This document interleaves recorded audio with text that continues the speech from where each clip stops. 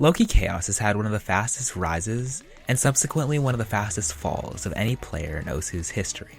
Going from the first 4-digit with a 1000 PP play to a reading prodigy whose easy hidden skill was unmatched, to being disgraced by a couple of quite interesting allegations. I made some subjective videos on a case like this before, and they did go over so well. So this is going to be a much more objective look at the Lokikaos situation, and why it does sort of matter. So this is the explosive rise and fall of Lokikaos.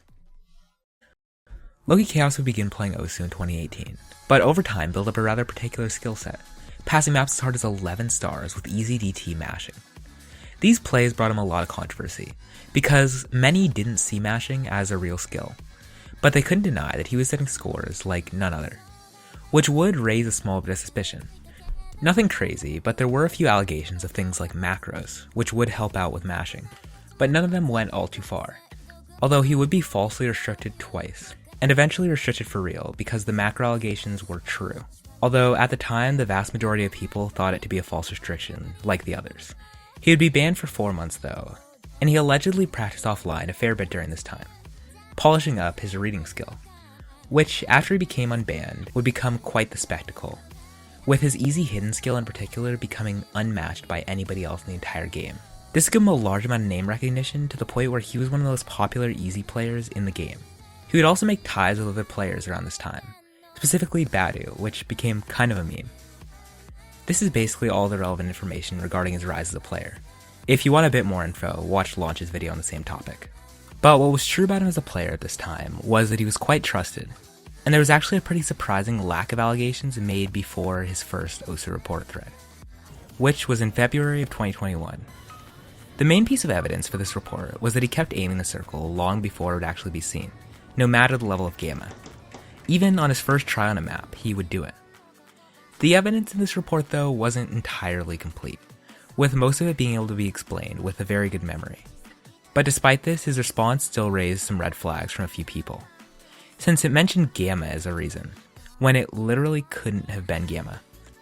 Although this easily could have been a misunderstanding, since he admits that he didn't fully know what was causing this. This defense also came with a few live plays, which seemed quite good until you realize that each is missing something important. Like these two you can't see his left hand, and in his ROG live play you can't see his right hand, and even in the ones where you could see both, it's at an angle where you couldn't really see whether he was actually playing the map.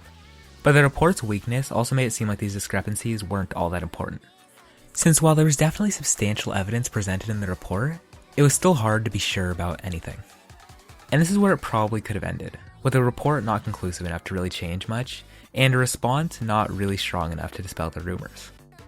But then a second report would come out, with much more convincing evidence.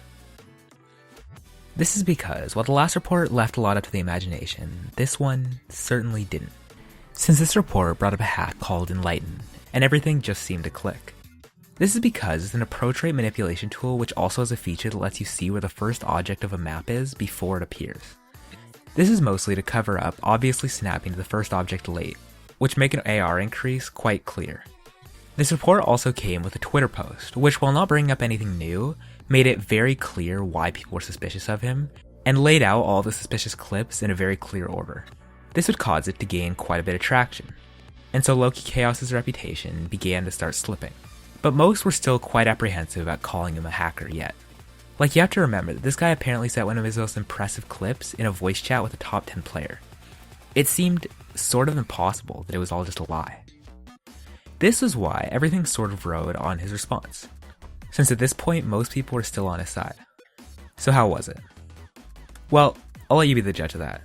For the first object, he said that, "I deeply state that this is either an overlap of gamma on stream, or a distinct difference from when my monitor registers something to when the stream does. Because I know for a fact I saw that note, whether you want to say otherwise or not." For the second one, he says that it was a local score, which is true, and that it's also just a spinner, which is also true. For the third and fourth, he said it was the same as for the first, as well as already being in his stream practice pool. For the fifth, he says that his grip at the time made it so he gripped his pen tightly enough to where it was leaning at the bottom left, where the circle appeared. For the sixth, he had already played the map. For 7 and 8, it's a similar explanation to the earlier ones. Then for 9, 10, and 11, he'd already put in a decent number of attempts on the maps, meaning that he actually had the chance to memorize the start of the map.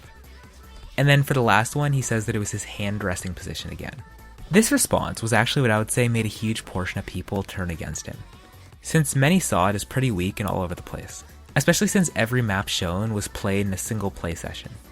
So the very specific reasoning that he was snapping to the first object of every map seemed a bit odd. At this point though, much of the apprehension still remained. Until, in one of the most high-profile bans in Osu history, Lokikaos was restricted. This would cause a lot of people to conclude that he's 100% hacking. But it is also important to remember that Azerite and many others have been banned for hacking while entirely legitimate. And he himself was also banned twice illegitimately. But at this point, the community is basically against him. Which is why I think the only real option for him to prove himself would be to make a Rohulk-style live play, and to recreate one of his infamous Twitter clips, since getting the community on his side would probably be the hardest part of this entire ordeal. So that's pretty much the Lokikaos situation. An easy prodigy in a world where they don't exist. And I think that's pretty interesting.